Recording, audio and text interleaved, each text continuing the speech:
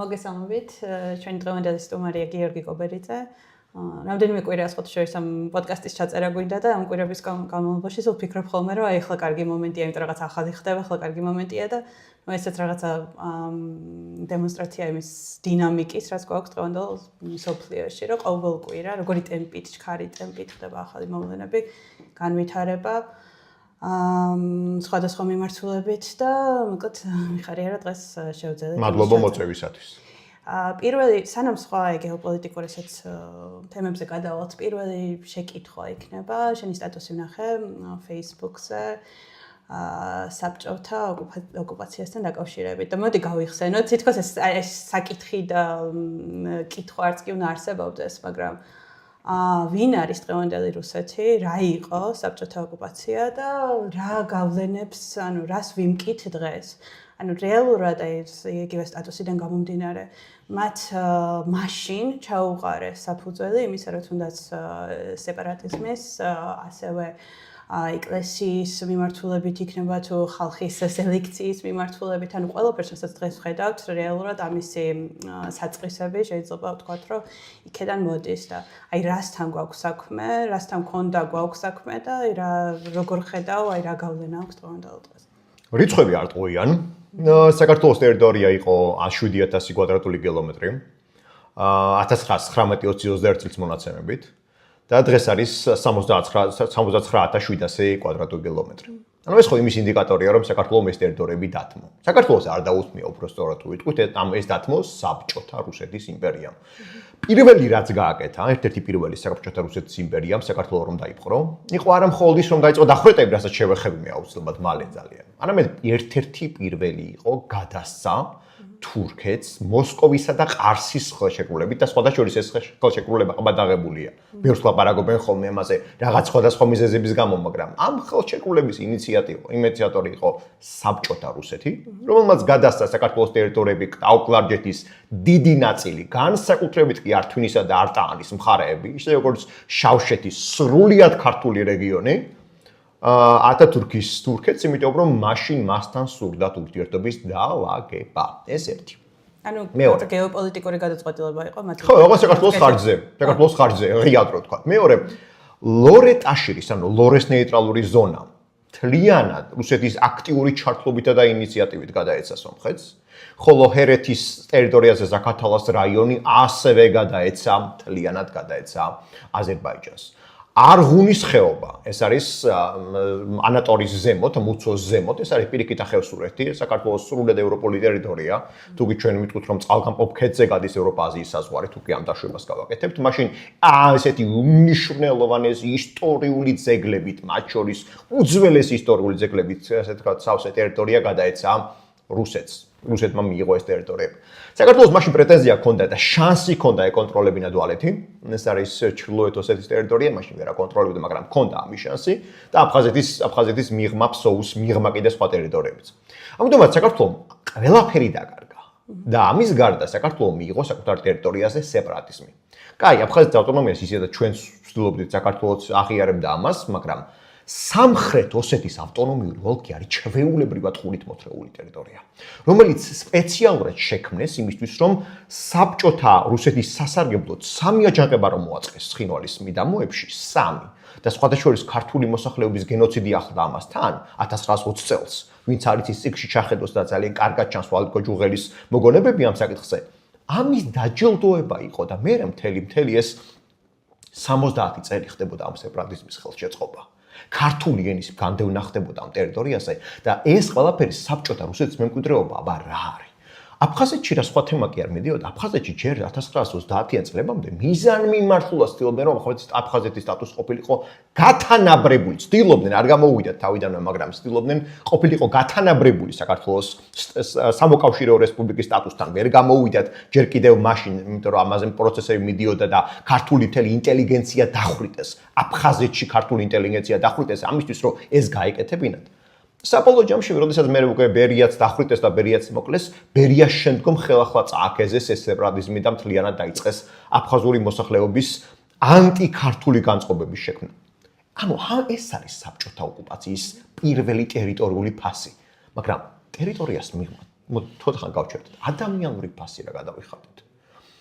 ვაკის პარკში ყველა ნაყოფია, ხო? ერთ-ერთი ახსნა, რომ დღევანდელ დღეს აი ამ ადამიანებს, ვისაც უყურებთ, ვინც ეგრეთ წოდებული. ანუ ერთ მართველი პარტია ვინც არის, აი შეიძლება სწორედ ამით აიხსნას, რომ რატომ იქცევიან ეს ადამიანები, ვინ არიან ეს ადამიანები. ხო, ანუ ადამიანური ფასი გავმარტოთ მაშინ, ხო?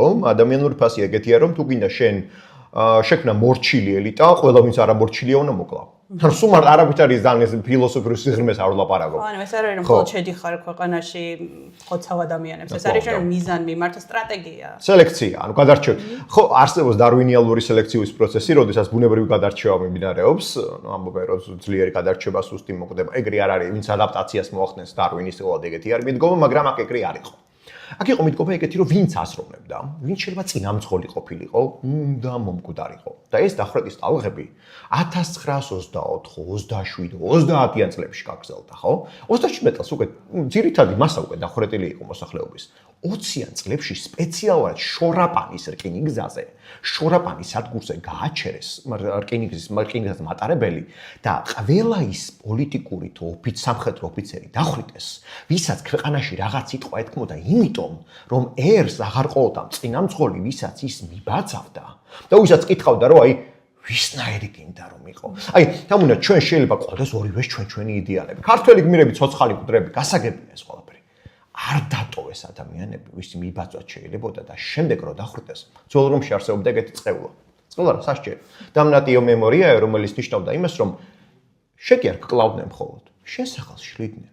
აღარ არსებობდა. მე სხვათა შორის ორუელს აქვს 1984-ში კარგად ახსნილი ძალიან, ტრაგიკულად ახსნილი, რომ ადამიანები აღარ ან person ეს ეძახი ინგლისურად ეს ერკვე, ეს ეძახის, ანუ არ პერსონა, ის აღარ არსებობს. ხო, რეალურად ეგეთი ადამიანები ანუ გარდაცვალსაც კი მათ გავლენა აქვთ, ხო? შეიძლება ადამიანი გარდაიცვალოს, მაგრამ მისი სახელი რჩება, მისი გავლენა რჩება და ყოველთვის გამოჩნდებიან ადამიანები როგორც აღარ რომლებიც მას მიბაძავენ. ამიტომ დღეს აღარ დარჩა ეგეთი. კი, ის წაშალეს. უნდა ეს ადამიანები წაეშალათ, რომ სამომავლოდ არავინ არ იფიქროს, რომ იმას მიუბაძავ. რა თქმა უნდა, იმიტომ ჩვენ ცნობიერებაში რა გაკეთეს, ხო? ყოველდღიურ რეალობაში ქაკუცა ჩოლოყაშვილი აღარ ვიცოდით ვინ იყო, იმიტომ რომ აღარ მიგვებაძა მისთვის. კოტი აფხაზისთვის არ მიგვებაძა. რომ ჩვენთვის ცნობიერებაში ყოფილიყვნენ მართლა ესეთი პროლეტარული შრომის გმირები, ჩვენთვის ახალი გმირები შექმნეს. და ყველა ვინც მებრძოლი იყო, ვისაც რაღაც დამოუკიდე პატრიოტიზმი უნდა და მართლა ვინც იბრძოდა, მოკლეს და გააქრეს მისი სახელი და მადლობა ეროვნულ მოძრაობას 80-იან წლებში. მადლობა ყველას, ვინც მაგ ჩართული იყო, ეს მერაბ კოსტავა იქნებოდა თუ ზვიად გამსახურდია, რომ მოგწოს თუ არა მათი პოლიტიკა, ბევრს კრიტიკულად არის განწყობილი, ხო? მათ გაიხსენეს ეს გმირები და წინ წამოწი. გააცოცხლეს ადამიანებისთვის, რომ უთხრეს, რომ ეს თქვენ ვისაც გატყუებენ, ხალხო, რომ ვიღაცა რომ შრომითი გმირია გავიგე, მაგრამ ეს შრომითი გმირი არის სპეციალურად იმის გადასაფარავად. გარდა მაგისა, ყველაფრისა, ერთ-ერთი დიდი უბედურება ტრიალებდა ეკლესიაში. ფოთის საკათედრო ტაძარი ულამაზესი ტაძარია, ხო, სამების ტაძარი, მაგრამ ფოთში გახსნეს შიგნით თეატრი და ცირკი იმართებოდა და სპეციალურად შიომღვიმეში საბჭოელებს 20-იან წლებში აყავდათ ქალები, რომ ბორდელი ყოფილიყო შიომღვიმე. ადამიანებს ცნობილია, რომ ქუთაისის sobores ტაძარი პარლამენტთან თბილისში ტაძრები დაანგრიეს და დაწვეს. რატომ არის პარლამენტის ადგილას დღეს პარლამენტი? ეკლესია იყო, გაანადგურეს. ხალხს 20-იან წლებში ხელი წითლად უკონდა შეღებილი აღდგომა დღის დღეებში, ესე იგი ხენძროთი მოხარშა კვერცხი და ამის გამო შიდნენ. და ეს ადამიანები დღეს ვიღაცების საბჭოთა კავშირის დამცველები ლაპარაკობენ მორწმუნეობაზე დებენ თავს. რატომ ვიხდით ჩვენ? რატომ უხდით ჩვენ საქართველოს მართლმადიდებლ ეკლესიას ყოველწლიურად ფულს? მსმენელს თუ აინტერესებს. პასუხი მარტივია. ვუხდით სწორედ იმ ზარალის ანაზღაურებას, რომელიც საბჭოთა ტერორმა მიაყენა ამ ადამიანებს. ამიტომაც ჩვენ ყველა გმირი საეკლესიო გმირები მოგვისპეს და გააქრეს, ხო? ეხლა თავი დავანებოთ ჩვენ აყოთ ჩვენ ამბროსი ხელაიაზე რო ლაპარაკობთ, ამბროსი ხელაიები ჩვენ დევნილი ადამიანები, რომელსაც დევნიდნენ. იმისთვის რომ ეკლესია უნდა ნაციონალურ ყაიდაზე ყოფილიყო. და ეს ყველაფერი ამ ჩვენ ერმა გადავიტანეთ ისეთი მენტალური დარტყმა და ტერიტორიული კარგვა, რომ ერი გვაქციეს დამარცხებული სინდრომით და გითხრეს რომ შენო დიდი ძმის რუსეთის გარეშე ვერ გადარჩებია. ჩვენი იდენტობა სადაც რომ საერთოდ გადაესხვაფერებინათ, ხო? ჩვენი იდენტობა შეცვალეს. ჩამოეყალიბებინათ მორჩილ ერა. იგივე არ გავუკეთეს. აი მოდი, იგივე არ გავუკეთეს ჩერქეზებს. ეხლა მე დავცინი ხოლმე აფხაზებს მაგაზე. აი ეხლა შემიძლია მე უთხრა, დავცინი აფხაზებს რომ რუსებმა რა გაკეთეს იცით აფხაზებს როდესაც შემოვიდა რუსეთის იმპერია 60-იან წლებში და მათ ნათესავებს უბიხებსა და ჩერქეზებს ამოუხოცეს ყველა გმირი 2 მილიონი კაცი მოკლეს ან გადაასახლეს და დააჯერეს რომ ქართველი იყო მტერი აბას მეტი რაღა დიაგნოზი უნდა დაუსვა მეტი ანუ აფხაზურ ეთნოს მეტი რა დიაგნოზი უნდა დაუსვა რომ ხელში ავტომატი აღებინეს იმ ქართველისადმი რომელიც ჩრდილო კავკასიაში ჩერქეზის დამცველიც იყო და კავკასიის მთებში მოსახლე აფხაზის დამცველიც იყო მთებში ზღვაზე აფხაზები გვიან ჩამოსახლდნენ და გვიან დაასახლეს მთებში მოსახლე კავკასიის მათ შორის ქართული კავკასიის მთებში მოსახლე აფხაზურ მოსახლეობას დააჯერეს რომ მტერი რუსეთი კი არ იყო ვინც გენოციდი მოუწყო მის სისხლსა და ხორცს თანამედროვე მაიკოპის მიდამოებში თანამედროვე რუსეთის ამ ჩრდილო კავკასიურ პროვინციებში კრასნოდარის ოლქში მოსახლე ადამიანებს გენოციდი რომ მოუწყეს დააჯერეს უბიხებსა და მათ წინაპრებს რომლებიც ჩვენ ჯიქებს ვეძახდით ისტორიულად რომ თურმე საქართველოს იყო მტერი და ქართველებს აჯანყებოდნენ ნაცვლად იმისა რომ ეპოვათ ლოგიკური ბმა ლოგიკური კავშირი საქართველოსთან და იგივე უნდათ საქართველოსთვის დაეჯერებინათ რომ ჩვენთვისო ჩვენ მოკავშირეები ვართო და ჩვენც სხვებს აჯანყებოდით და სხვებს შევწიროდით აფხაზები ხო რუსეთის იმპერიის ინტერესებს შეეწირნენ 90-იან წლებში ჩვენ რო გვეუბნეს და საქართველოს რო ეუბნებთ და მომავალშიც ამ ნაღმზე სხედან იგივე ცდილობდა რუსეთის საქართველოსთან მიმართებით გაეკეთებინა ხო და მოვედით დღევანდელ დღემდე ხედავთ პრინციპში ამ ყველაფრის გადამღერებას ასე ვთქვათ ხედავთ სხვა განცხადებას იგივე იმასთან დაკავშირებით რომ ვინ დაიწყო ომი რომ თითქოს საქართველოს მხრიდან ჩვენი მხრიდან დაიწყო 2008 წელს ომი გარდა ამისა ხედავთ სხვადასხვა პოლიტიკას რომელიც მე მგონი შეგვიძლია პარალელი გავავლოთ იგივე განათლების სექტორში რაც ხდება რომ ცდილობენ რომ რაც შეიძლება ნაკლებ ახალგაზრდამ მიიღოს განათლება ცდილობენ რომ ის ადამიანები რომლებიც არიან განათლებული რომლებიც ისევ და ისევ რომელსაც ახსოვთ და წაუკითხავთ ამ საქართველოს ნამდვილ ჭეშმარიტი იდენტობის შესახებ აქვთ ინფორმაცია იმ გმირების შესახებ ჩვენი ისტორიის შესახებ ყველაფერი იციან ცდილობენ რომ ეს ადამიანებიც ჩამოაშორონ მთლიანად პოლიტიკურ პროცესებს ასევე ყველა დანარჩენ სფეროში ხელოვნება იქნება თუ ნებისმიერ სფეროში ადამიანები რომლებიც არიან კრიტიკულები რომლებიც არიან განათლებული პროფესიონალები ეს ადამიანები გამოაცხადონ პრინციპში სახელმწიფო მტრად რომ თითქოს ესენი ახდენენ ახლა დესტაბილიზაციას სახელმწიფოსი ანუ მოვედით დღევანდელ დღეს ხედავთ ამ ყველაფრის შედეგებს რაც თავის დროზე რუსეთმა ანუ საბჭოთა რუსეთმა ჩანერგა და ნუ გამოდის რომ პირდაპირ მათი საბჭოთა რუსეთის ეს არის რა ქვია მოდი პროექტი ხანგრძლივი პროექტი დავარქვათ საქართველოს დესტაბილიზაციის და დაპყრობის მაგრამ ახლა რომ გადავიდეთ ამ დროს რა ხდება ანუ სოფლიოში რა ხდება ასევე ვხედავთ რომ რუსეთი არ მხოლოდ საქართველოში არამედ ნელ-ნელა ინფილტრაცია მოხდა როგორც ევროპაში მათ შორის ამერიკაში და დავდექით იმ და ასევე გაძლიერდნენ სხვა აქტორებიც ხო ახლა ჩინეთი მაგალითად სხვანაირად წამოიწია წინ და ნელ-ნელა თუ ეს წლები მაგალითად უფრო რბილი ძალით ხდებოდა პოლიტიკის განხორციელება და წარმოდგენა იყო რომ უფრო რბილი ძალით უნდა ყოფილიყო სოფლიოში დალაგებული მდგომარეობა ახლა თითქოს მივედით იმ ეტაპამდე რომ მივხვდით რომ ხისტი ძალა და ამ ხრივ მომზადებული რომ შეხვდა ეგ მნიშვნელოვანი განსაკუთრებით უკრაინის ომის მერე და მოდი ამერიკა შევეხოთ ამერიკის შეერთებულ შტატებს რომლის სტრატეგიული პარტნიორი ვიყავით რომელიც დავკარგეთ და გვაკარგინა ქართულმა ოცნებამ მაგრამ რომელსაც ასევე ვხედავთ რომ რეგიონში ის ცდილობს რომ მაინც რომ თავისი გავლენები იქონიოს დაეხმარა აზერბაიჯანსა და სომხეთს რა შეთანხმებისთვის მიეღწია და მოკლედ წარმოდგენილია კიდევ ერთხელ რეგიონში მაგრამ ჩვენ რაღაცნაირად ამ პროცესების მიღმა დავდგით და აღმოჩნდით აი ამასთან დაკავშირებით აი როგორ შეფასებას მისცემდით რომ რამდენად ანუ რას ნიშნავს ამერიკის სტრატეგიული პარტნიორობის დაკარგვა რას ნიშნავს რომ ამ პროცესების მიღმა ვრჩებით რა პროცესები მიმდინარეობს იგივე ტრანზიტულ კორიდორებთან დაკავშირებით და ასევე მოდი შავ ზღვასაც რო შევეხოთ ანუ რამდენად მნიშვნელოვანი ანუ შესაძლებელია მაგალითად რომ სომხეთმა სულად ჩაგვანაცვლოს თუ აი შავი ზღვის უნიკალურობა რა არის ამ ყველაფერში და რამდენად მნიშვნელოვანია და როგორ ვთვლით სწორად როგორ უნდა გამოვიყენოთ და ამ დროს წესით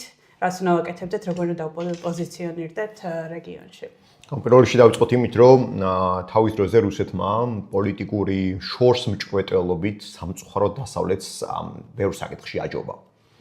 აჯობა იმ მარტივი მიზეზის გამო რუსეთმა იცოდა, რომ რაც აკეთებდა ეს იყო შენიღბა. შენიღბა 90-იან წლებში, რომ თითქოს რაღაცა ის უფრო დამყოლი მოთამაშე ხდებოდა, თითქოს მას არ ჰქონდა იმპერიული ამბიციები და ზოგმა დაიჭერა. ზოგს ეხაც ჯერა ყველაფრის, ხო? დასავლეთში პრიმიტიულ, დასავლეთში საქართველოში ხო ჯერა ზოგს, მაგრამ პრიმიტიულად ჯერა ნაწილ ადამიანებს, რომ მორჩა. რუსეთი მართლა აღარ არის იმპერიული ძალა და დასავლეთი არის სუდი ძალა. რუსეთს არ ყოფილა მომენტი ისტორიის არც ერთ ეპიზოდში, რომ უარია თქვა თავის იმპერიულ ამბიციებზე. რეალურად იყო 30 წელი დაახლოებით. როცა ევროპაში სტერილური გარემო იყო პოლიტიკურად და სტერილური პოლიტიკოსები მივიღეთ. ადამიანები რომელთაც დაიჯერეს, რომ ხო იქნებოდა მხოლოდ მშვიდობა, აირჩიეს რაღაც მემარცხენე პოლიტიკური კურსი, მიიღეს მიგრანტები, რომელიც სხვადასხვა რუსეთის დაბომბების შედეგად იყო შესეული. ბარემ გავახსენებ რა მსმენელს. საიდან აღმოჩნდეს სირიელი დევნილები უკაცრავად ამ ევროპის კონტინენტზე ხო არ გვახსოვს. შემთხვევით რუსეთი ხო არ ბომბავდა ალეპოს იმ ქალაქებს და იმ ესე ვთქვათ იდლიბის იმ ქალაქებს, სადაც მოსახლეობა ცხოვრობდა, კლავდა, რომ შემდეგ აქცეულიყვნენ ისინი ევროპაში. ევროპამ კი ბრიყულად მიიღო, ამბრიყულად მიიღო დასავლეთ ევროპამ და აღმოსავლეთ ევროპამ მაგაში უფრო ჭკვიანური პოზიცია დაიჭირა, მაგრამ ეს ხო რუსული პროექტი იყო. მე რა იგივე არ ვნახეთ რუსეთმა რომ ჩაიყვანა მიგრანტები ასობით 1000 და პოლონეთის საზღვარს შეუსია 2020 წელს, ფინეთის საზღვარს რომ შეუსია. ჩვენ არ შემოგვესია, პრინციპში შემოგვესია და სხვადასხვა ჩვენი ახლანდელი რეალობა რომ აი ეგ რომ არაბული ინვესტიციები იყოს ოღონდ და ყველაფერს თვალს დახუჭავ. რომ პრიმიტიული მიდგომა არ არის რა.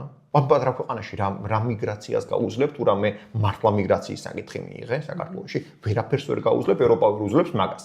მაგრამ ამ სტერილური გარემოს მიუხედავად რუსეთს არ ჰქონდა რესურსები მიეღწია წარმატებას. ამიტომაც რუსეთმა გამოიყენა ძველი უშიშროებისეული მიდგომა, აქტიური ღონისძიებები, აქტიური მეროპრიაცია. ეს ნიშნავს იმ მიდგომას, როდესაც შენ მთელს რესურსებს სამხედროსთან ერთად და სამხედროზე მეტს პრინციპში დებ სრულიად სხვა რაღაცისათვის. ეს რაღაც არის რომ მოიგო შენ ადამიანების გონება და გული. რასაც რბილ ძალას ვეძახით საერთაშორისო ურთიერთობებში. რბილ ძალა შეიძლება იყოს ყველაფერი. შეიძლება იყოს ფული, შეიძლება იყოს რელიგია, შეიძლება იყოს მიმზიდველი ქალები, შეიძლება იყოს ნიშნები და სიმბოლოები, შეიძლება იყოს მართლაც რაღაცა კულტურული ღონისძიებები და ციგნები, ყველაფერი. კი, აბსოლუტურად, რაც ყველაფერი შეიძლება რბილიძა. ყველაფერს იყენებდა რუსეთი. რბილძალას იყენებდა სპორტსაც რუსეთი ხო, სპორტს ან აქტიურად და სხვადასხვა ეს რბილძალა მუშაობდა. ამით კიდეც ალკე პოლიტიკოსები გამოიზარდნენ. აგერ სხვა თუ არაფერი ხო, შრიოდერი იქნება გერმანიაში თუ მერკელი რუსული რბილი ძალის ნაყოფია. ხა რა თავს ხო არ მოვიტყუებთ ჩვენ. მაგის უფლება სხვადასხვა ზოგიერთი ევროპელისგან განსხვავებით ჩვენ გვაქვს, რომ ვთქვათ, რომ ვუწოდოთ სიბრიყვეს სიბრიყვე. ჩვენ ეგ ფუფუნება გვაქვს ამ შემთხვევაში არ გვეშინია ყველაფერი. ხო და აი ამ რთულ პროცესში რუსეთს რესურსები ლიმიტირებული ჰქონდა და ლიმიტირებული რესურსების სანამ ჰქონდა იყენებდა ლიმიტირებულად. პირველი დარტყმა ვიღეთ ჩვენ. საქმეც ეგ არის რომ აი რუსეთის ეს სატესტო ტერიტორია, სადაც ჩვენ მოგვაყენა დარტყმა და საკუთარი იმპერიული ამბიცია გეგმაზომიერად განახორციელა, ნაღმები აამუშავა, ჯერ იყო 90-იან წლების მოლდოვა და იყო საქართველო და იყო ყარაბაღი და შემდეგ სრულმასშტაბიანად აამუშავა პირველი ჩვენთან ხელმეორედ, ეს ნაღმი უკვე აფეთქა დაღვარა სისხლი და რეალურად მოაწყო ეთნიკური წმენდა ცოტა სიტყვა. აი, ეთნიკური წმენდა რას ნიშნავს, იცი რომ მსმენელს განუმარტავ. მოსახლეობა რო ცხოვრობს და რო აღარ გინდა რომ ის ცხოვრობს და რო ზოგს რო კლავს და ზოგს რო ყრებს. მაგრამ გენოციდია სხვათა შორის. გენოციდი არის ის ელემენტი, როდესაც შენ ადამიანებს ეთნოლინგვისტურ რელიგიური ნიშნით მიზანმიმართულად ანადგურებ. ის რაც მოხდა ქართულ სოფლებში, ქურთაში, კეხში, თამარაშენში, ერედში, ნულში, ავნევში დახედეთ რა რუკას. აი ჩემი თუ არ ვჯერათ, უბრალოდ Google-ის რუკა გახსენდათ, რომ დააბრუნეთ უკან. ეს აყვავებული სოფლები მოაქციეს ალყაში და ცოცხლად არ ტოვებდნენ თუ ადამიანი გადარჩებოდა და ვინც გადარჩა ჩაიყვანეს ცხინვალში და 28 აგვისტოს 2008 წელს გერგიევის კონცერტი რო ტარდებოდა, ზემოდან საჭმელებს როგორც ცხოველებს ამ ქართულ მოსახლეობას ისე უყრიდნენ და შემდეგ ვინც დაიხოცა, ვინც არა და შემდეგ რაღაცებში გაცვალესა და გამოუშვეს.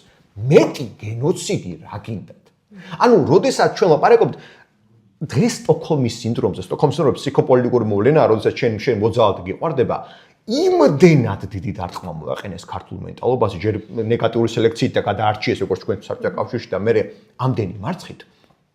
დამარცხებული სინდრომი, დაჩაგრული სინდრომი გააჩინეს და ერს დაუკარგეს რწმენა, რომ ამ ერს შეუძლია რაღაც გააკეთოს რა და რაღაც იმუნქციონიროს. შემდგომ ჩვენ საერთაშორისო პარტნიორებით ბევრ რამეთ გამოწვევით. ამაზე ორი აზრი არაა. თან მართლა მდებარეობა გვაქვს ძალიან მაგარი, ორი აზრი არაა. ჩვენ მდებარეობაზე ჩაგეკითხა ხა გაგაწყვეტინა, მაგრამ აი რა არის ჩვენი მდებარეობის უნიკალურობა და თუნდაც აი შავ ზღვაზე რომ მითხრა, რითი არის ამდენად უნიკალური და საქართველოს მდებარეობა შავ ზღვასთან ერთად. კი, აუცილებლად. მოდი შევხედოთ სულ რამდენიმე გზაგამტარია მსოფლიოში. საზღვაო გამტარები არის მალაკა-სრუტე, მალაკა-სრუტე მალაიზიასთან მდებარეობს, განსხვავებით ძალიან მნიშვნელოვანი საზღვაო სრუტე.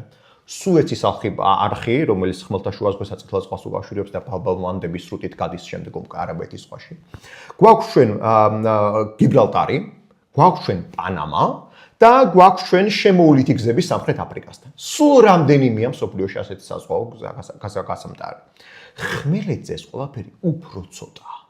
ამ მარტივი მიზეზის გამო, რა გვაქვს ომები. ანუ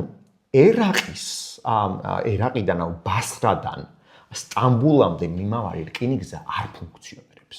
ანუ შენ ეს სპარსეთის ყურის სახმელეთო გზა გაწყვეტილია. რომც იფუნქციონიროს ლიმიტირებული გზაგამტარი აქვს მას, იმიტომ რომ გადის ქურთებით დასახლებულ რაიონებში, სადაც როგორც ერაყის ქურთისტანში, ისე თურქეთის ქურთისტანში, სადაც კი თითქოს ქურთისტანის მუშათა პარტიამ ამ სეპარატისტულმა მოძრაობამ გარკვეული დათმობები გამოაცხადა, მაგრამ რეალურად ეგრე არ ხედავთ ჩვენ ამ ყველაფერს.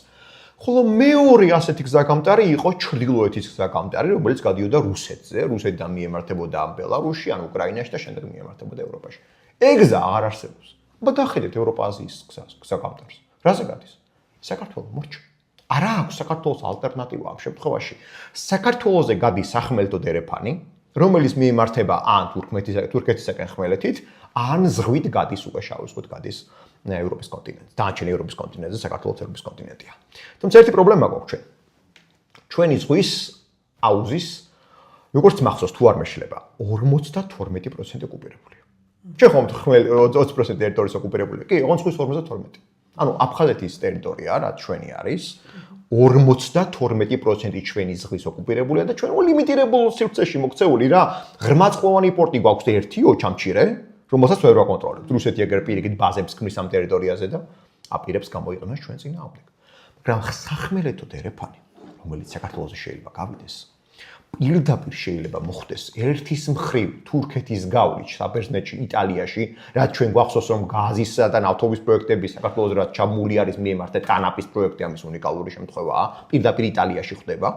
ზღვით შეგვიძლია ჩვენ კონსტანცაში ჩასვლა, რუმინეთია, ვარნაში ბულგარეთია, ოდესაში, რომელიც გახლავთ უკრაინა და ნოვოროსია რუსეთი თუ ამის საჭიროება დადგა რუსეთთან ეს საჭიროება საკითხი არის ამ შემთხვევაში. პირიქითაც შუა აზიური ძვირფასი რესურსები ალტერნატივის გარეშე გადის საქართველოს. აი ამის ალტერნატივის შექმნაზეა დღეს საუბარი, როცა სომხეთ აზერბაიჯანზეა საუბარი. ეს შესაძლებელია? სრულიად არა და ვერ. არა და ვერ, არაც და ვერც. ხო ის ამერიკული გამოთქმაა ძალიან ისეთი ცნობილი, რომ ყველა კვერცხი ერთ კალათაში არ უნდა ჩადო, იმიტომ რომ დაიწაიქცე და დაგემტროს ყველა კვერცხი დაგემტრება. საქართველოს იყო ეგ ყველა ერთი კალათა. ჩვენთვის სომხეთ აზერბაიჯანის საკითხის ეს თქვა მოგვარება პოზიტიურიც არის და ნეგატიურიც. პოზიტიური არის ნათელია, იმიტომ რომ რეგიონში მშვიდობა არის ძალიან მაგარი, რა თქმა უნდა, კავკასიაში რაც უფრო მეტი მშვიდობა, მით უფრო კარგია ჩვენ. რაც უფრო მეტად არის ამერიკა წარმოადგენილი. ხო, მაგრამ მეორეს მხრივ თუ გივლაპარაკობ ჩვენი მშვიდობაზე, როდესაც ორი მხარე ერთმანეთთან შენს ალტერნატივის ძიებაზე მოწევს საუბარს, მანდ უკვე ყველაფერი კარგად აღარ. კონკურენციის კუთხით თუ შევხედავთ?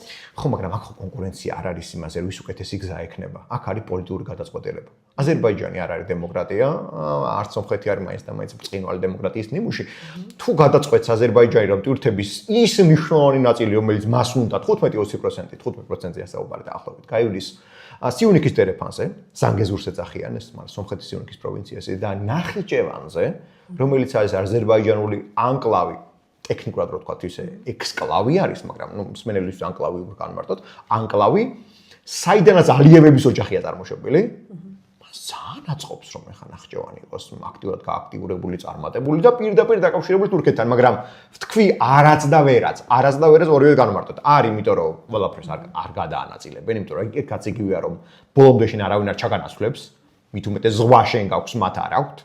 ეს ერთი და ვერ იმიტომ რომ გზა არის ხალხო ხა თქვენ შეიძლება იფიქროთ რომ საქართველოს რთული რელიეფი აქვს მაგრამ მდინარე არაქსის ხეობას როგორც კი გაცდები არაქსის ხეობა გადის აი სწორედ სომხეთის სიუნიქის პროვინციაში გაცდები და უნდა შეუყვე შენ აღმოსავლეთ ანატოლიის პლატოს გაუვალია რა სამთრის მთელ ტერიტორიაზე ამ გზის გავლა არის შეუძლებელი ქარბუქი იცის და უღელტეხილები ისეთი რომლის გავლაც პრაქტიკულად შეუძლებელი იქნება ყოველთვის.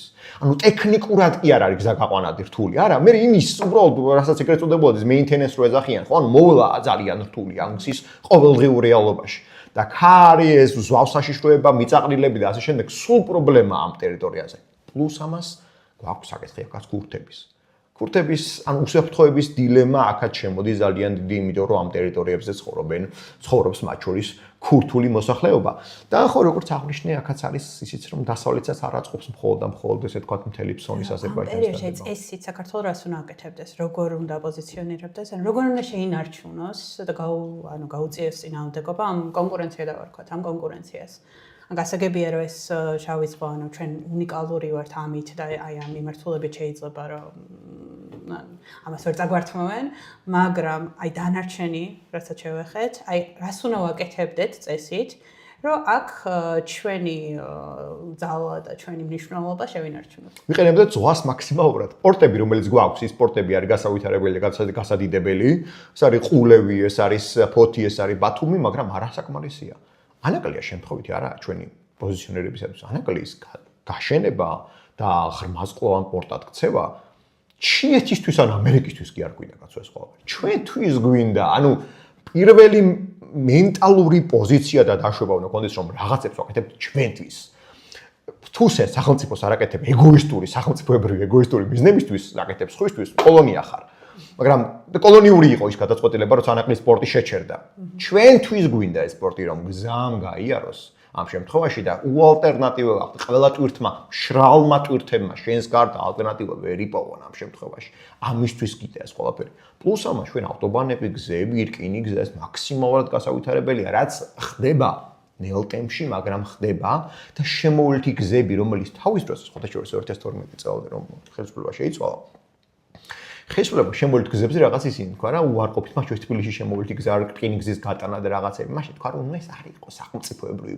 ეს ეგონათ იმიტომ რომ თურმე წინა ხელისუფლება მას აკეთებდა წინა ხელისუფლების ჟინით საბჭოელებმა ხოთაშორის რომ მოვიდნენ რუსეთის იმპერიაში ციმბირში ზოგან აყრეს რკინიგზა და ხელახლა დააგეს იმიტომ რომ თქვენს რომ ის იმპერიის მიერ აშენებული იყო ეგრე უყურებდნენ დაახლოებით აქაც მაგ საკითხს რა. ზოგადად უგუნური მიდგომა. ხო, რაც მეტი გექნება ინფრასტრუქტურა, რაც უფრო მეტი გექნება უსაფრთხოების ზონები და სწრაფგამავალი გზები, მით უფრო სასურველი ხარ შენ ყველასთვის. ამისი განვითარების გზა იყო სწორედ ევროკავშირი. არა მხოლოდ ის, ანუ მიუხედავად იმისა, რამდენ წელიწადში შევძლებდით, ახლა მაინც კითხვის ნიშნის ქვეშ დგას რა თქმა უნდა, ხო. არავინ არ იცის რამდენ წელიწადში შეძლებ ევროკავშირში გაწევრიანებას, მაგრამ ის გაძლევს გარკვეულ დახმარებას. აი მოლდოვას რო შევხედოთ მაგალითად, რამხელა დახმარების პაკეტი გადაეცა, რომლითაც შეძლებს რომ ეს ინფრასტრუქტურა განავითაროს, იმიტომ რომ ვიცით რომ ძალიან დიდ თანხებთან არის დაკავშირებული. აი ეს დახმარება რო გამოგვეყენებინა, რომელიც აი კანდიდატის სტატუსს მოაქვს, სწორედ ასეთ პროექტებს მოხმარდებოდა. გარდა ამ ყველაფერს თავი დავანებოთ მოყოლაფერს ხო? შენ ხო ევროკავშირში, როდესაც შედიხარ, ცდილობ მანამდე სტანდარტულად მივახლოვდე ევროკავშირს და იმ სტანდარტების შედეგად როდესაც გახდები მათნაირი, შემდეგ შეხვდები. თუ შენ სწორებ ევროკავშირზე არ გექნება, სტანდარტიც არ გექნება ამას. აი სხვა მაგალითს, ყოფით მაგალითს მოვიყვან უფრო პრიმიტიული რო იყოს. თუ შენ მაგალითად მოგწონს გახდე რაღაც ფიზიკურად აქტიური და გინდა კარგი სპორტსმენი, კარგი რომელიღაც ფეხბურთელის სპორტსმენი აიღე და გინდა რომ მისნაირი ფეხბურთელი გახდე. ხო მისნაირად წებ ვარჯიშს, მის სტანდარტს აკეთებ. და თუ შემდეგ ამაზე უარს იტყვი და ამ ფეხბურთელობაზე უარს იტყვი და მოგინდება რომ აიცი რაღაცა უბნის ფეხბურთი ვითამაშო, იმ სტანდარტსაც აღარ აწევს საკუთარ თავზე და იმ თელს უნარებს, იმ თელს მობილიზებას რაც უნდა გაკეთებინა რომ ყოფილიყავი უმაღლესი დონის სპორტსმენი, აღარ იქნება. იგივეა სახელმწიფოშიც. თუ კი შენ სწორებ აღარ გაქვს ევროკავშირზე და მის სტანდარტებს აღარ უმიზნებ და შენთვის უბრალოდ რა ოღონ ვიარსებოდა ოღონ შემოსავალი მგონი ცოტათი ვიღაცა არავის თვალში არ მოვეჭხირო რაც ახლა ხდება და შეგვიძლია მაგას განვაკეთოთ რატო აკეთებენ ამ ყველაფერს ისინი მაგ შემთხვევაში გვიქნება ყოველთვის სუსტი გადარჩენა და მოტივტივე სახელმწიფო რომელიც ფორმალურად ან დარჩება რუკაზე ან არა და რატო იცით რომ იცვლება რა საერთაშორისო მსოფლიო წესრიგი. აღარ არის ის როცა ლაპარაკობთ რომ რუკიდან გაქრობა ქვეყნებს აღარ ხდება. საჩვეულებრივად შეიძლება მოხდეს რუკიდან გაქრობა ქვეყნებს. აგერ რუსეთს აქ გადაწყვეტილი გააქროს რამდენიმე ქვეყანა რუკიდან ძალიან ჩვეულებრივად. და ეს პროცესები რაღაცნაირად ისე აგორებულია, დაწყებულია. არ არის მარტო აფრიკის კონტინენტზე და ამაში, ყველგან ხდება. ჩაგერთვები და ანუ ახერხებს ამას აი იგივე უკრაინასთან დაკავშირებით რა ვთქვა, იმიტომ რომ რეალურად იმასაც ხედავთ, რომ ამ ომით კონტრშედეგებიც გამოიწვია, მაგალითად ნატოს გაფართოება იგივე.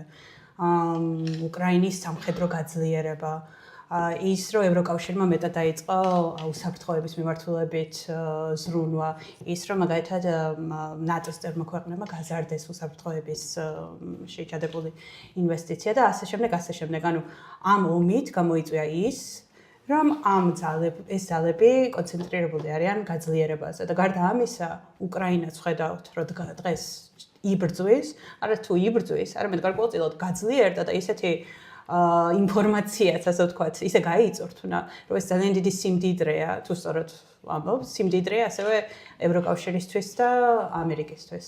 სამ დღეში დასამთავრებელი სპეციალური სამხედრო ოპერაცია მეხუთე წელია რას მიმდინარეობს დღეის 25 თებერვლის მდგომარეობით. მეხუთე წელია რომ ომს აწარმოებ, სამ დღეში რომ დაგემთავრებინა, ეს იმის ინდიკატორია, ეს იმის მართლა იმის ნათელი ინდიკატორია, რომ ესე იგი ომს შენ ისე ვერ წარმართავ, როგორც გინდოდა რომ წარგემართა. სხვა ალფერსონ თავი დავანებოთ რა. რუსეთი იმით რამახობდა, რომ მას ყავდა ელიტარული რაზმები. მათ შორის იყო ფსკოვის საჰაერო სადესანტო ძალები, რომელიც მთელი აზრი იყო, რომ სწრაფად დაეკავებინათ კიევი, მოეტაცებინათ მთავრობა, ხელი მოეწერებინათ კაპიტულაციას და დამთავრდებოდა უკრაინის როგორც სახელმწიფოებრიობა. იმიტომ რომ ეგეთი რაღაცა გააკეთეს. ავღანეთში მთავრობა ესე დაამხეს. სხვათა შორის ცნობილი ამბავია, რომ 79 წელს 25 დეკემბერს რომ შეიჭრნენ, უცებ ქაბულის აეროპორტი დაიკავეს, მთავრობა მოიტაცეს ხელი მოაწერეს კაპიტულაციაზე. სხვა მთავრობის წევრები მანამდე გაგუდეს ბალიშით, ეს საბჭოთა მეთოდები იყო და საბოლოო ჯამში დაამყარეს, უცებ აიღეს კონტროლი ქვეყანაზე. მერე დამარცხდნენ საბოლოო ჯამში, მაგრამ მაინც პირველ დღეებში ესე გააკეთეს. რუსეთის გათვლაც იგივე იყო. მაგრამ მან რუსეთს ჭირს ერთი დიდი უბედურება. ეს პროპაგანდის დიდი უბედურებაა სხვა შორის. პროპაგანდა ძალიან დიდი ხარ რო აწარმოებ. მერე შენ ვეიჯერებ შესაძლებელი პროპაგანდას. რუსეთმა დაიჯერა, რომ იყო ძალიან მაგარი, უძლეველი, დაუმარცხებელი ძალა, მსოფლიოში ნომერ მეორე სახელმწიფო თუ ხარ, უკრაინის დამარცხება, დამარცხებისათვის 5 წელი თუ მეხუთე წელია თუ გიწევს ომის წარმოება და დონეცკის ოლქი ვერ დაგიკავებია, რამდენი ორლარიანმა ტროლბოტმაც არ უნდა მოხდეს კოჭებიდან და თქვას რომ არა, მაინც აკეთებს, ეს ხომ ძალიან კარგად ვიცით რომ ესე იგი ომს ვერ იგებ შენ, ისე როგორც გინდოდა. რა თქმა უნდა, ეს არ ნიშნავს რუსეთი დამარცხებული. არა, მაგ შორს ვარ მაგ შეხედულებიდან. ეს არის ჯერჯერობით ღია კითხვა, ვინ რა ფორმაში განვითარებს წარუმატებლობას, მაგრამ ფაქტი არის ის, რომ რუსეთის დასახული ამოცანა კიევის აღებისა და სულიერ დედაქალაქად გამოცხადების შესახებ, რაც სხვა შორის დუგვინამდე ივან ილინს უწერია და ივან ილინი მე მსმენელს ვთხოვ, რომ ივან ილინისადმი სერიოზული ყურადღება დაუთმეთ, იმიტომ რომ ეს არის ადამიანი, რომელიც პუტინისათვის ღიად არის ნათქვამი. პუტინს აქვს ნათქვამი, რომ ეს არის მისი საყვარელი ფილოსოფოსი. და ივან ილინი ამბობს, რომ რუსეთს აქვს სულიერი მისია, რომ დაიპყროს ყველაფერი მის სამეზობლოში. და რადგან რუსეთი ევროპის კონტინენტზე რაოდენობრივად ერთ-ერთი ყველაზე დიდია ევროპის კონტინენტზე. რაოდენობრივად ყველა პატარა ერი უნდა მორჩილებდეს მას და მის სულიერ მისიას, ამ შემთხვევაში სხვა ერების გადაგვარებას თუ გადასხვაფერებას უნდა ეთანხმებოდეს და ივან ილინი ამბობს, რომ მაგალითად მოყავს ივან ილინს, რომ ესეთი ერები უკვე ესე ყავს, ქართველებიო, მათ შორის ესე იხსენიებს, რომ ეს მორჩილი ერებიო. ვინ იყო ესეთი ივან ილინი? ღიად ნაცისტური გერმანიის მხარდამჭერი, რომელიც შემდეგ კომუნისტების მხარეს გადავიდა და რომ არ დაეხვრიტა შვეიცარიაში გაიქცა და ეგ დაამთავრა სიცოცხლე. ამიტომაც ეს არის პუტინისეული გეგმა. პუტინმა სანამ ომი დაიწყო და კორონავირუსი რო იყო, მას მართლა შიში ჰქონდა რა კორონავირუსი. პუტინს ხო ძალუფლება რო გაქვს შეგვილის გეშინია. როდენ მით უმეტეს ეგ დიქტატორი რო ხარ რა. ჩაიკეტა საკუთარ სახლში და კითხულობდა. ივან ილინს კითხულობდა. ისეაც იცოდა მან ივან ილინი 2005 წელს უკვე ციტირებდა ის ივან ილინს, მაგრამ კითხულობდა ხელახლა და ამ რწმენაში შევიდა, ხო? რწმენაში შევიდა, რომ ეს სულიერი მისია, რომ ის გაათავისუფლებდა ამას და კიევს გამოაცხადა დედაქალაქად, სულიერ დედაქალაქად, გადაიტანდა საეკლესიო ცენტრს და ასე შემდეგ. ხო, ისე სხვათა შორის მსმენელს იმასაც შევახსენებ, რომ რუსეთს ავტოკეფალია, მოსკოვის ავტოკეფალია ძალით აქ მიღებული. კონსტანტინოპოლის პატრიარქი დაატყვევეს, როდესაც სათხოვნელად იყო ის ჩასული და თხოვდა კონსტანტინოპოლის პატრიარქი, რომ მის მომეცე დახმარებაო, ოსმალების ქვეშ მიყოფებიო და ძალიან მიჭირს რომ დახმარებაო და სანამ არ აღიარებინეს მისი ავტოკეფალია და კიევის მიტროპოლიის დანიშვნის უფლება, რომელიც კონსტანტინოპოლის იყო, მანამდე არ გაუშვეს ის. ანუ ჩვენ ეს არის მოძალადე ტირანული ნახევრად ბარბაროსული სახელმწიფო, ესეთივე იყო და მას ამაყით აღრძელებს ის მონღოლოიდურ ტრადიციას და სხვათა შორის მონღოლების დროს ესეთი იყო ხო დამონებული სახელმწიფო. ცნობილი პოლიტიკური ფსიქოლოგიის ნაწილია, რომ თუ კი შენ ყოფილ მონას ძალაუფლებას მისცემ, ისეთი სასტიკი გახდება, რომ თავის მბრძანებელს ჯერამდე რამ ბევრჯერ გადაჯობნის. მაგიტომაც რუსეთი ასეთი უკიდურესად სასტიკი დესპოტია. კიევს რაც შეეხება უკრაინასაც შეეხება. უკრაინაში რუსებმა დიდი ხანი შეეცადნენ წაეშალათ საკუთარი ნაციონალური იდენტობა. აღმოსავლეთ უკრაინის ნაწილში წაშალეს კიდეც წარმატებით. და მაგიტომაც ვადევნებდი თვალს, რომ ეს ძალიან რთული პროცესი იქნებოდა უკრაინის გადარჩენა, მაგრამ საკუთარი წინ დაუხედავებით და უკრაინელი ერი ძალიან სერიოზული მობილიზაციით ნაცვლად იმისა, რომ სრულად გაექროთ უკრაინას ხელახლა უღუძეს ეს ძალიან ძლიერი ნაციონალური იდენტობა და სწორედაც ყველაზე რუსიფიცირებულ უბნებსა და ოლქებს დაეწყო რუსეთის განადგურების ხელი. ანუ პარადოქსულია, მაგრამ რუსეთმა, რომელიც ყველაზე რუსიფიცირებული ტერიტორიები იყო, ლუგანსკის ოლქი განსაკუთრებით, რეალურად ისინი დაკარგა. მათ ყველაზე დიდი დარტყმა მიაყენა. ხალხის ამბავში, ხალხს სახლები დაუწვა, გაუნადგურა მოსპო. მე კარგად მახსოვს, რომ 2014 წელს როცა ეს პროცესები მიმდინარეობდა, ზაპორიჟიესა და დნიპროპეტროვსკში იყო სერიოზული ძვრები პრორუსული. რუსულ გაზაფხულს ეძახდნენ ისინი. დღეს ზაპორიჟია და დნიპროპეტროვსკი ერთ-ერთი ყველაზე პროუკრაინული და უკრაინული ქალაქებია, რომელიც არ დაუშვებს საკუთარ ტერიტორიაზე რუსეთის არმიის შეყვანას და რუსეთი რომ მიამიტურად უყურებდა ამ საკითხის ჩანს, რომ ხოლ 200,000 კაცი ყავდა მობილიზებული 40 მილიონიანი სახელმწიფოს დასაპყრობად და ხარკოვში რუსგვარდია შეიყვანა. ხა რუსგვარდია რას ნიშნავს იცით ხო? ხალხის დარბევას აპირებდა. ანუ მას ეგონა რომ ხარკოვში ტაში შეხვდებოდა ხალხი და ვინც არ შეხვდებოდა იმათ ხალხეთებით დარბევდა. ანუ რუსეთს ეს საკუთარი პროპაგანდის გარევა და სხვისი ერების დაუფასებლობა ჭირს. და ამ დაუფასებლობის გამო ის ფასი ხდის და საქართველოშიც როცა ეგონა რომ საქართველოს ეს ალულად გატეხავდა ვერ გატეხა. მიუხედავად იმისა, რომ სელექცია აწარმოა და დაიმორჩილა და გაანადგურა ხალხის საზოგადოების საკმაოდ დიდი ნაწილი. არის ძალიან მგრძნობიარე, ძალიან კარგად ხვდება ამ ყველაფერს და თუკი ტელევიზორებში და სოციალურ ქსელებში ტროლბოტები ხმაურიანი უმცირესობის ცდილობს რუსეთის თავის წარმოჩენას, რომ თითქოს ის უმრავლესობაშია. შევახსენებ რამს მენელს რა. ბოროტება იმარჯვებს მხოლოდ იმიტომ, რომ კარგი ადამიანები არ აკეთებენ არაფერს. შესაბამისად ბოროტება შეიძლება იყოს უმცირესობა 5%, მაგრამ ჩანდეს უმრავლესობად და ეს უმრავლესობა ჰიპოთეტური უმრავლესობა ქვეყანაში თითქოს რაღაც ცუდი სიტუაცია იმაზე მძიმე ვიდრე არის. სწორედ ამ ხელოვნური პროცესებით არის შექმნილი. გიორგი, მოდი ამერიკაში გადავხდეთ. ამერიკა, ირანი. ირანის დამარცხება, რეჟიმის დამარცხება რას გამოიწვევს ჩვენთვის და მოდი ამერიკის ადმინისტრაციასაც შევეხოთ, იმიტომ რომ საკმაოდ ესეთი გაყოფილი აზრები არსებობს ტრამპის ადმინისტრაციისადმი. თუმცა თუ არის შესაძლებელი რომ შევაფასოთ, როგორც მიუხედავად იმისა, რომ შეიძლება ლოკალურად გარკვეული თუნდაც მისი პიროვნებისადმი მიუღებელობა იყოს და ასე შემდეგ, საბოლოო ჯამში ტრამპის ადმინისტრაციის პოლიტიკა დიდი ალბათობით აღმოჩნდება თუ არა კარგი ევროპისთვის, საქართველოსთვის და ზოგადად მსოფლიოსთვის. ქონდა თუ არა მაგალითად ამერიკას დაკარგული ეს გლობალური აქტორის სტატუსი მეტნაკლებად, ანუ დასუსტებული იყო, მოახერხა თუ არა ახლა რა გაძლიერებული იყო ისევ, იგივე ვენესუელით თუ სხვა მისი მოქმედებებით. და ეს საბოლოო ჯამში რამდენად კარგ შედეგებამდე მიგვიყვანს და შეგვიძლია თუ არა მაინც მიუხედავად ყველაფრისა, რომ დაძაბული ისინი ურთიერთობები არსებობს ევროპასა და ამერიკას შორის, ისინი ყოველთვის იქნებიან მოკავშირეები ერთ მხარეს და ერთმანეთის გაძლიერება და ის, რომ ამერიკა უბიძგებს სამხედრო გაძლიერებისკენ, მოიტანს თუ არა მსოფლიოში კარგ შედეგს. კაი, დავიწყოთ ბოლოდან და გავიდეთ მერე ირანზე. ხო, რუსეთი და ჩინეთის რუსულ-ჩინური ხერძი, რომელიც ესეთი მყარი არ არის, როგორც ერთ შეხედვით ჩანს, მაგრამ ყალიბდება და საერთო ინტერესები აკავშირებთ მათ. სხვადასხვა იმასაც გეტყვით, რომ ჩინეთი არის ერი და ისტორია, ქვეყანა, რომელიც ისტორიას არ ვიწყებს. ეხლა ჩვენ სხვადასხვა ფინეთის პრეზიდენტმა თქვა ეგეთი სიტყვები, რომ უნდა დასრულდესო შვებულებაო ისტორიიდანო და დაუბრუნდეთო რა, რომ ისტორია აღარ უნდა იყოს უარყოფილი. ჩინეთი ეგეთი სახელმწიფო არა, როდესაც საკუთარ ისტორიაზე უარი ეთქვას.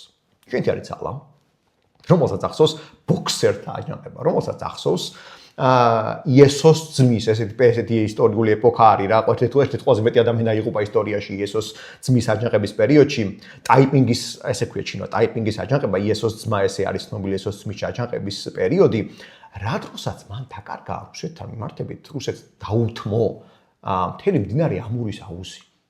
და ჩინეთს ეგეთ რაღაცები არ აუწყდება.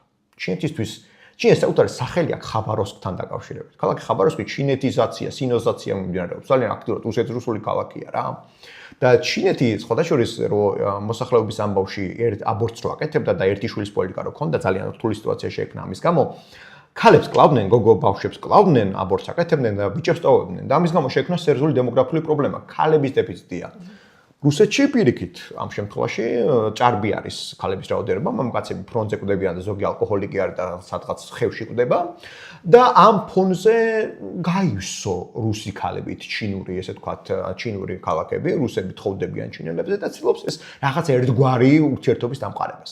მაგრამ ვიმეორებ, ჩინეთის სახელმწიფოა, რომელიც როგორც კი შანსი მიეცემა თუ მართლა შანსი მიეცემა, ციმბირსაც წაიღებს და ციმბირს მიღმა წაიღებს სხვა ტერიტორიებს რუსეთთან მიმართებით. მას ისტორია ძალიან კარგად ახსოვს. მას არასდროს მას თავისი სახელი აქვს სხვადასხვა, ქვია დამცირების 100 წელი. ასე უწოდებს მე-19 საუკუნის დამცირების 100 წელი და პრაქტიკულად მიზანმიმართულად ამბობს, რომ თუ კი შანსი მიეცემა ის თავის ყველა ისტორიულ ტერიტორიას აღადგენს და ეს ეხება შუა აზიასაც. სადაც ხედავთ კიდე სიტუაციის გაძლიერებას. ყირგიზეთი ლამი ჯიბეში ჩაიდო. ყაზახეთში უზარმაზარი ინვესტიციები ჩადო. რუსეთს უკანაესო იყო ეგ. რუსეთი თავად ეძახდა მას უკანაესოდ და რუსეთს უკანაესოს ართმევს. მაგრამ თავი დაუნებოთ ამას, ეს ღერძი მაინც ჯერჯერობით არსებობს. ჯერჯერობით ერთი ღერძია. და რუსეთი ამ ღერძიდან არ გადმოვა, ვერ გადმოვა, არც გადმოვა და ვერც გადმოვა, ხო? დასავლეთში პრიმიტიული იმედები ჰქონდათ, რომ ჩინეთს დაუპირისპირდა, არ დაუპირისპირდება ეს ხელისუფლება რუსეთის ჩინეთს. თუ მოსკოვს აიღებდა პეტერბურგს და სხვა შენ კაც დასვა, სხვა არის, მაგრამ დღეს რუსეთს ის ხანაერი მენტალობის არის რუსეთი. რუსეთი უკვე ჩამოყალიბდა ავტოკრატიულ მენტალობას. ხო, ახლა რაც შეეხება ზოგადად რაზე დგას ეს ღერძი. ეს ღერძი იდგა ვენესუელაზე, ეს ღერძი იდგა ლაოსზე, ეს ღერძი იდგა ირანზე, სირიაზე, ჩრდილოეთ კორეაზე, კამბოჯაზე, ანუ მთელი ღერძია რა, რაზე დგას ეს ღერძი. აფრიკაში არის მთელი ქვეყნები ამ შემთხვევაში. ვენესუელას დაკარგვა იყო სწორედ ამის ერთ-ერთი ნიშანი. ეხლა ჩვენ მოგწონს თუ არ მოგწონს იქ როდრიგესი რო დარჩა, მიუხედავად როდრიგეს რომელმაც ეგრევე კოლაბორაციონისტობა დაიწყო პროამერიკული, გასაგებია რომ შეიძლება იქ ჯობდა ყოფილიყო უფრო მეტად მარია კორინა მაჩადო, ადამიანი რომელიც უფრო მართლაც პროგრესულია და ნობელის პრემია მოიპოვა, მაგრამ ჩვენ რა გსურს ეგრე არ ხდება მთავარი საქმეს რა გამოადგება, ხო? ემოციის გარეშე. ხო, ემოციის გარეშე ფაქტია რომ ვენესუელა აგერ გუში გამოვიდა ტრამპი, წუხელ. თქვა რომ ვენესუელა ჩვენ მოკავშირეო აქციეთო. ფაქტია რომ ვენესუელა ეს ნავთობით უმდიდრესი, ყველაზე მეტი ნავთობი აქვს სოფლიოში. ქვეყანას. ნავთობით უმდიდრესი ქვეყანა აღმოჩნდა უკვე ამერიკული გავლენის ქვეშ და თუკი ბოლივარული ბრიგადები და არმია, რომელიც ხას კლავდა და კლავდა როგორც იცით, ცემდა აი საშინელ ამასყოფებს ცემდა, ასისხლიანებდა და შემდეგ ძაღლებს აჭმევდა და ცოცხალ ადამიანებს, რომ დაესაჯათ მადუროსა და ჩავესის მოწინააღმდეგეები, იმიტომ რომ საშინელი ლათინურ ამერიკაში კომუნიზმმა კიდევ უარესი ფორმა მიიღო, მე მგონი, ვიდრე საბჭოთა კავშირში არსებობდა, რაღაც საშინელი ფორმებით განვითარდა. ფაქტი არის, რომ ეს აღარ ხდება და ყველა პოლიტბატი მარი გამოუშვეს ქვეყნიდან, ხო, ციხიდან. ამიტომაც სიტუაცია გაუმჯობეს და ბევრად დაკარგა რუსეთმა. დაკარგა მან სირია, ასადის რეჟიმი. ხა ვიღაცები ამბობენ, რომ ესაო ალ-შარაო, ეხანდელი პრეზიდენტი, ვინცა ცუდი კაციაო. რა თქმა უნდა, ცუდი კაცია, მაგრამ რაც მას ტერორიზმის მოწილეობა აქვს, მაგრამ შეადარეთ რა, შეადარეთ. მან რუსული გავლენა დასრულდა. ყოველ შემთხვევაში დასუსტდა, ვერ ვიტყვი დასრულდა, მაგრამ დასუსტდა ის ოპერაციული ბაზა მას აღარ აქვს. ნავთობის ხელმისაწვდომობა? შემცირებულია. მთელი ეს ოპერაციული ბაზები, რომელიც ლატაკიაში და ტარტუსში ჰქონდა, შემცირებულია. ალ-შარაას პიროვნებაზე ნუ ვილაპარაკებთ. მოდი, თქვათ, როგორი იყო ასადი. ასადს სედნაიას ციხე რომ ჰქონდა დამასკოს თავზე, სიკვდილის როგორი მეთოდი ჰქონდა? ისიც დემოკრატიის მხარდამჭერები თავიდან ომის დასაწყისში როიალისიმებზე აღჭობდნენ ხალხს. ხო და ამ ძალზე გვაქვს საუბარი, ხო, რა თქმა უნდა, პრორუსულ ასადსა და პროდასალურ კი არა და ნუ თქვა ანტირან რუსეთსგან ჩამოშორებულ შარაას შორის არჩევანი თუ გიწევს რომ ამერიკა ხარ რა თქმა უნდა ისევ ალ-შარაას და საქართველოს როდესაც შენ ტერიტორიებს გიღიარებს და ოკუპაციას გიკანონებს ასადი რა თქმა უნდა მისი მოშორება შენთვის მისაღები უნდა იყოს და რა თქმა უნდა უნდა ცდილობდი ახლა რომ გააუქმოს სირიამ აღიარება ეს კი არა რომ ახლა რომ ვენესუელაშიც რას მოხდა ვენესუელაც აღიარებული აქვს რომ მთავრობა იმან გააუქმოს ეგრე არ ხდება უნდა იმუშაო ამ ლობირება უნდა გაუქმოს უნდა ჩახვიდე უნდა იმუშაო უნდა შეხვდე იქ ხალხს ხო დიპლომატია ეგრე მუშაობს აბა მე აქ ვიჯდე და კურდღელივით და მე არც ვთხოვთ გააუქმეთ ისინი არ შეიძლება ეგრე არ ხდება ხო პატარა ბავშვები ხო არა ვართ მარტო სერიოზულ საკითხია ამბავი ირანი კიდევ ერთ შემთხვევა ირანი არის ქვეყანა რომელიც როგორც სახელმწიფოებრივი აქტორი ყველაზე მეტ არასახელმწიფოებრივ აქტორს აფინანსებს ტერორისტებს იმაქ საუბარი ჰუთები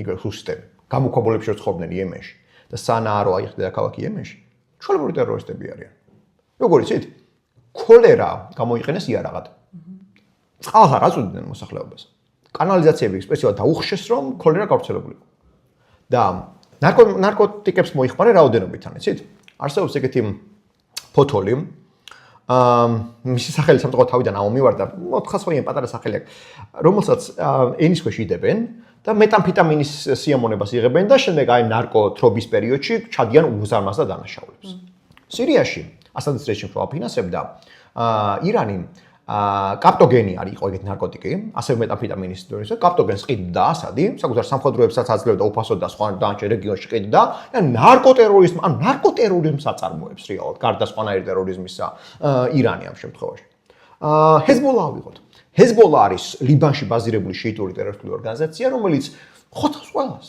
ებრაელებსაც სუნიტებსაც უფრო მცირე რაოდენობით ქრისტიანებთან ცდილობს უფრო ფრთხილად იყოს ამ შემთხვევაში ეს შიდა ლიბანური საკითხია და ამიტომაც ძალიან ღრმად მაშინ მოგვიწევს ჩასვლა და მართლა ამათ გავყვებით აფინანსებს სუნიტებსაც ჰამასი არის ძმები მუსლიმები ეს ორგანიზაცია იყო იმათი გაგრძელებაა საბოლოო ჯამში ეს ყველაფერი იყრის შტოს ძალიან მარტივად რომ ყველა ეს ორგანიზაცია ეს იქნება ჰეზბოლა ეს იქნება სახალხო მობილიზების რაზმები ეს იქნება ჰამასი სიამონებით თანამშრომლობს მოსკოვთანაც ეგრე მოსკოვში შეხვდა ხელი ჩამოართვა ჩაეხუტა ჰამასის წარმომადგენელმა 2008 წელს განაცხადა რომ ჩვენცო იქო სამაჩაბლოსა და სამხრეთ ოსეთიას ახსენეს სამხრეთ ოსეთია და აფხაზეთივითო ჩვენცო დამოუკიდებლობას ვიბრძვითო ტიპებმა მხარი დაუჭირეს სეპარატიზმს ამ შემთხვევაში ხო? ანუ ირანული ძალა ეს არის ისლამისტური, ტერორისტული, პრორუსული ძალა. ანუ ველაფერი აი რასაც ესეთი მაშინ ფსონებს რო ძახენ all in რომ არის ყველაფერი ერთად, ხო? ერთად და წარმოიდგინეთ რა, აი ეს ერთ-ერთმა ნაცემმა დემონსტრანტმა რომელიც მე მოკლეს ქალმა ეგეთ რაღაცა თქვა იანვარში რომ მე 47 წელია უნდა არივარო ისლამ რევოლუციის შემდეგ და მე ხარ მომკლავთ. მართლა ესე მენტალურად ის რაც ტრიალებდა გავახსენოთ რა მსმენელს რა. როდესაც ერაყ-ირანის ომი დაიწყო ირანის ისლამური რევოლუციის ერთ-ერთი მთავარი იდეა არის ისლამური რევოლუციის ისლამური იდეების ექსპორტი. ექსპორტი არის ისიც რომ შენთან ძალით შემოვიდნენ და დაამყარო. და თუ იმეს გონია რომ ირანს საკუთარი იმპერიულ ამბიციებზე ხელი აქვს აღებული და საქართველოს თვალი აღარ უჭირავს რუსეთთან ერთად ძალიან ცდება. რუსეთის მთავარი მოკავშირეა და რუსეთთან ერთად სიამოვნებით გაინაწილებს. აგერ ამასიის ზავმა ერთხელ უკვე ირან ოსმალეთის ამბავში რაც მოგვიტანა კარგად მახსოვს და კარგად ვიცით და რაც შეიძლება კიდევ ერთხელ მოგვიტანოს ასეთი ამასიის ზავი ბჭყალებში ოღონდ ამ შემთხვევაში ოსმალებსა და რუსებს შორის, უკაცრავად ირანსა და რუსებს შორის ეგეც შეიძლება კარგად ნახოთ ხო მომავალში. ეს არის ძალა, ირანზე მაქვს საუბარი. ეს არის ძალა, რომელმაც ისლამური რევოლუციის ექსპორტი განიზრახა მიზნად და დაიწყო ერაყ-ირანის ომი, ბავშვებს, ბასიჯის დანაყოფებს ჩამოკიდა ხისა და პლასტმასის გასაღები და უთხრა რომ ეხა წადითო თქვენო. ფრონტის ხაზზეო შეეწირეთო, აფეთქდითო, დაღმებზე აფეთქდითო და ეს გასაღებიო გაქვთო 60-შეო რომ მოკვდებითო 60-ის კარსო გახსნითო. ანუ ეს არის ძალა, რომელიც საკუთარ ბავშვს არინდობს და ვინმე სოფლიოში მოდინახ, რომ შენ დაგინდობს. ეს არის ძალა, რომელმაც 80-იან წლებში მემარცხენეები სახჩობელაზე გაიყვანა, სხვათა შორის დღევანდელი მემარცხენეები რატომღაც არა, გასაგებია რატომაც, მაგრამ რატომღაც პროირანელები არიან, ხო? სახჩობელაზე გაიყვანა და ქალებს ისინი აუპატიურებდნენ. ზოგს ძალით აქორწინებდნენ. ამბობდნენ, რომ დაუქორწინებელი ქალის ჩამოხრჩობა არ შეიძლებაო, ან და თუ კიდე არ გაუპატიურებთო, გაუპატიურება არ იქნებაო. ქალიშვილი ქალისო, ესე ჩამოხრჩობა არ შეიძლება. ანუ ტიპებს რა, ეს არის ბოროტების ღერძი. თუ ღერძი არსებობს ბოროტების ღერძის ტიპური მაჩვენებელი არის ჯერ ხომეინის და მერე ხამენეის ირანი. ისლამური რევოლუცია როგორ დაიწყო? იცით, მსმენელს უნდა აუხსნა ეს ყველაფერი. ვიღაცას გონია რომ შაჰი ბოროტი კაცი იყო, თურმე ეს მისი ეს უშიშროება სავაკი ცუდ რაღაცებს ჩადიოდა. გასაგებია. როგორ დაიწყო იცით რევოლუცია? კინოში წავიდა ხალხი აბადანში. კინოში შეიძლება კინოს უყურებდა. მივიდნენ ისლამისტები. საავიაციო ბენზინი გადაასხეს კინოთეატრს და 300 ადამიანი დაწვეს. რატო იცით? კინოს უყურებდა. კინოსო როგორ უყურებსო კაცო? კინოსო როგორ უყურებსო? ხალხი ცით გამობუგეს აბადანში. და ეს არის ძალა, რომელმაც ვიმეორებს საკუთარი სისხლი და ხორცი არ დაინდო. როგორი რევოლუციური დიაც არ უნდა ქონდეს. შენიან კაცო, შენი მოქალაქეს ბენზინს ხო არ გადაასხამდა, საავიაციოს და ხო არ. რაც არ უნდა ამას თუ გააკეთებ, შენ ხარ ჩვენი ტერორისტი სასტიკი დესპოტი, რომელიც არაფრის უნდა ებრძოლა. ემსახურება. მეტი და ებრძოლა აბსოლუტურად, ხო? ამიტომაც ირანის გაჯანსაღება, არ ვიტყვი დემოკრატიზაცია. თუნდაც რომ შაჰი და შაჰის დამარცხება რეჟიმის. ხო, ეს იქნება უკვე შვება რეგიონისათვის და შეიძლება გახდეს გარკვეული ტალღის მომტანი და სხვების დემოკრატიზაციასაც თუ არა ყოველ შემთხვევაში ამერიკა ამას იზამს. თუ ამას არ იზამს, ეს იქნება უზარმაზარი მარცხი. რატო იცით? თუ ლიმიტირებულ დაბომბვაც რო არ მიაყენო. ტრამპით ის კაცია რომ მას კორ დახმარება გზაშიაო. რევოლუციონერებს მოუწოდა 12-13 იანვარს და უთხრა რომ დახმარება გზაშიაო, წითელი ხაზი გაავლო და ტიპმა აითოლას რეჟიმმა, ბასიჯმა და ირანის ისლამური რევოლუციის მცველთა კორპუსმა საკუთარი მოსახლეობა არა მხოლოდ ქუჩებში დახოცა, მერე წაიყვანა და ციხეებში და ამ წეკრანებზე ჩამოახშეს. ამ წეკრანებზე ჩამოხჩობა ცალკე მიდგომები აქვს. თუმცა ეს არის ქვეყანა, რომელიც ფულს ბოლო თეთრებს ტერორიზმის დაფინანსებაში დებს ნაცვლად იმისა, რომ წყალი. თამარ, წყალი არა აქვს მოსახლეობას. შეიძლება ჩვენ ასაკოვანი ხალხი ვართ, მაგრამ ჩვენზე უფრო დიდი ასაკოვანებს ეხსომებათ შირაზის ვარდი, გამოთქვა. შირაში ვარდი მოდიოდა. წყალი აღარ არის, რომ დაუსხა და ვარდი მოვიდეს. იმიტომ რომ საირიგაციო სისტემები აღარ აინტერესებს ამ ქვეყანას.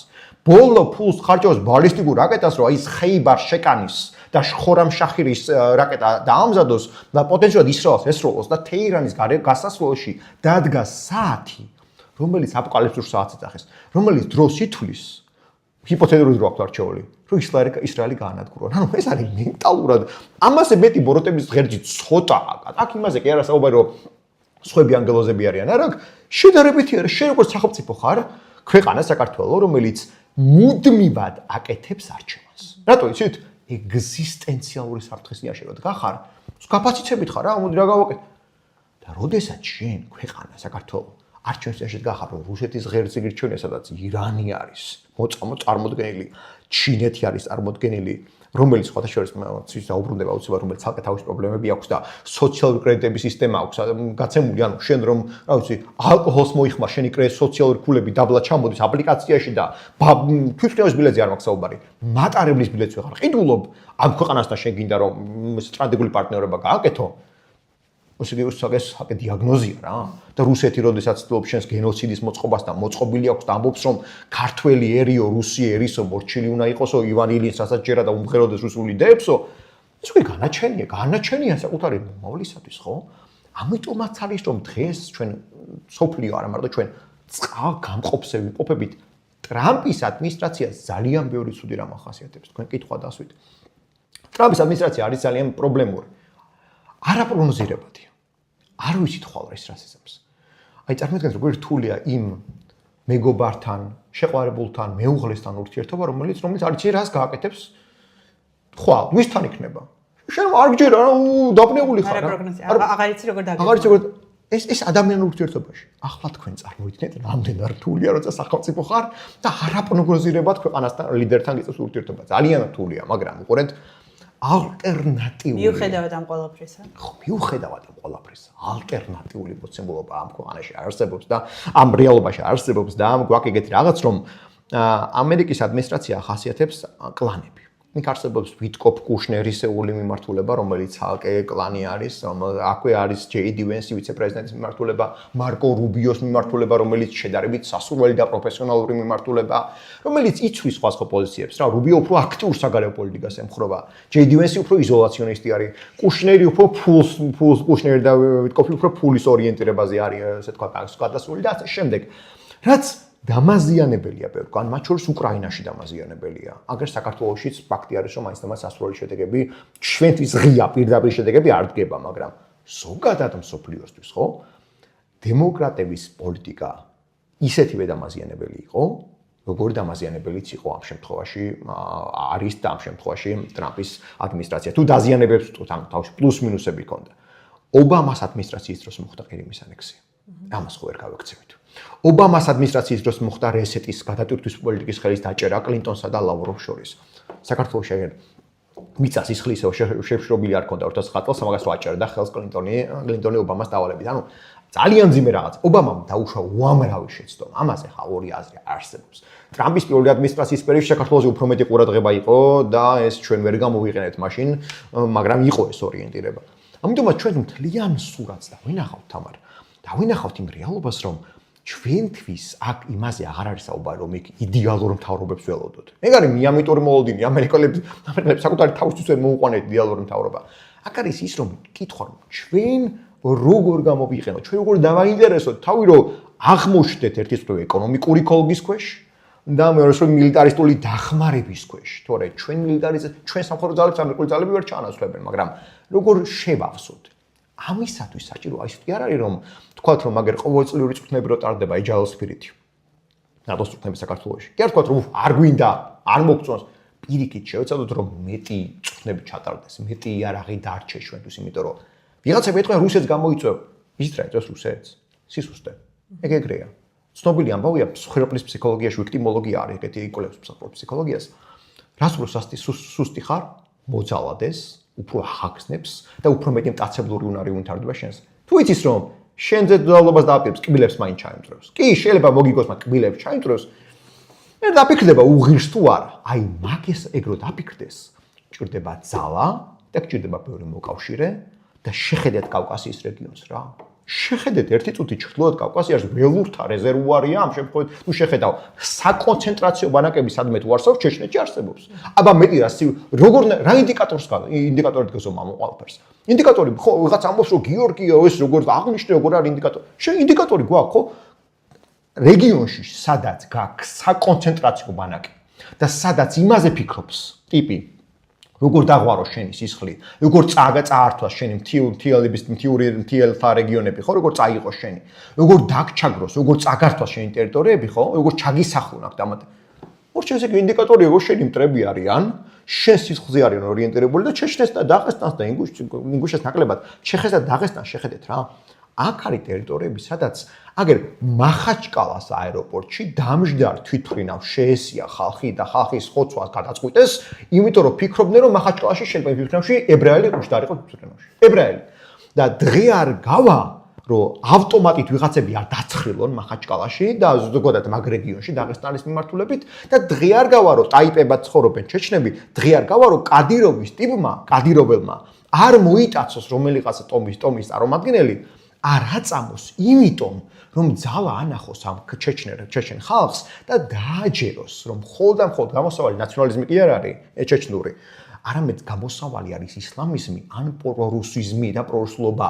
თორე თავისთავად რუსეთი რო გავიდეს და ჩვენ რო გავძლიერდეთ და ჩვენ რო აქტიურად იყო წარმოდგენილი, ეს ხალხი ჩრდილოეთ კავკასიელები ესეთი კი არ იქნებოდნენ. იქნებოდა ძალიან განვითარებული ცივილური, იმიტომ რომ ჩვენ და რუსეთს სახელმწიფოს შეადარებ, ისტორიულად საქართველო ყოველთვის ბევრად ცივილური იყო, ბევრად განვითარებული იყო, ბევრად ჩვენ რო ჩრდილოეთ კავკასიაზე გავლენები ჰქონდა ისტორიულად, ჩრდილოეთ კავკასია იყო ბევრად მშვიდი, ბევრად განვითარებული და ბევრად ცივილური.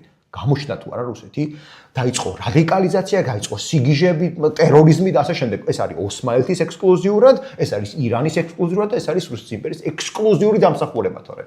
საქართველოს ისტორიას და სხვადასხვა მე ძალიან დიდ პატივს ვცემ საქართველოს ისტორიას და ჩვენი ისტორიას დავიწყებ არ შეიძლება საქართველოს ისტორიას თუ გადავხედავთ საქართველოს როგორც კავკასიის ლიდერი, როდესაც არსებობდა ეს რეგიონი იყო მშვიდი, ცივილური და არაფრის გამო არ აწამებდნენ და არ კლავდნენ. განსხვავებით დღეისაგან, სადაც ყველას იმაზე უჭირავს თვალი, აგერ ინგუშეთსა და ოსეთს შეხედეთ და ჩრდილო ოსეთზე მაქვს საუბარი. პრიმორსკის რაიონის გამო ერთხელ უკვე სიხლი დაღვარეს. დღესაც იმაზე ვფიქრობენ, რომ რუსეთი რო დასუსტებაო, ერთმანეთი როგორ ამოხოცოთ და გავანადგუროთო. დღესაც იმაზე ვფიქრობენ ბალყარული მოსახლეობა, რომ ძალაუფლებას რო ხელში ჩაიგდებენ, მერე ვინ გახდება ამ დიდი ჩერქეზეთის ტერიტორიაზე ლიდერი, რომ ისინი მაიკოპელები გახდებიან ლიდერები, რომლებიც ახლა იმაში ცხოვრობენ, მოშორებს სულ დაშლილ ტერიტორიაზე, სადაც კრასნოდარის ოლქი შემოაკრეს ამ ტერიტორიას თავზე და მაიკოპში გამოკეტეს ჩერქეზები თუ ისინი რა ქვია, ბარყალეები და ყარაჩაელები გახდებიან ლიდერები. ანუ ეს არის ტერიტორია, სადაც რუსეთმა ეს ხალხი აქცია დაუნდობელ, ანუ გლადიატორებად, რომელთაც ეზიზღებათ ერთმანეთიც და ეზიზღებათ ქართველებიც. ბალკანიზაციას რომ ეძახიან ტერმინი არსებობს ეგ ბალკანიზაცია, სადაც ერებმა ერთმანეთი გადაეკიდნენ და ერთმანეთს დაიწყეს. ბალკანიზაციას კავკასიასთან შედარებით 64-ია. კავკასიაში არის რეალურად ჩრდილო კავკასიაში არის მოცემულობა, სადაც ყველას და ყველაფერი ზის ნაღმზე. და ეს ნაღმი რეალურად რუსეთმა ვიღაცის ნამდვილად ხომ განეწყო. როცა შექმნა 80 წლებში მთელ ხალხთა ფედერაცია, რომელიც მერე ბასაევი ხელმძღვანელობდა ერთ-ერთი იყო და გაგრაში თავებს აჭრიდა ქართველებს. ეს რუსეთმა გამოიყენა ეს მთელი ეს დაგროვილი ენერგია და ეს მთელი ეს ნაღმები ქართველებს და საქართველოს წინააღმდეგ და ამას უსწორებთ, თვალები გავახილოთ რა. ამას უსწორებთ. ეს არის ჩვენი რეალობა. ჩვენი რეალობა არის იმპერიული ძალები, იმპერიული ნოსტალგიით შეპყრობილი ქვეყნები და რუსეთი პირველ რიგში. ეს არის ერთმანეთის გამანადგურებელი ნაციონალიზმისგან დაცლილი, რელიგიითა და ადგილობრივი დესპოტური იდეებით შეპყრობილი ძალები, რომლებიც სიამოვნებით ერთმანეთსაც განადგურებდნენ და თუ რუსეთმა მიმართულება მისცა, საქართველოსაც სიამოვნებით მოგსპობენ. გიორგი, უღრმესი მადლობა. ძალიან კარგად წარმოაჩენე, ანუ ეს მთელი სიბოროტე.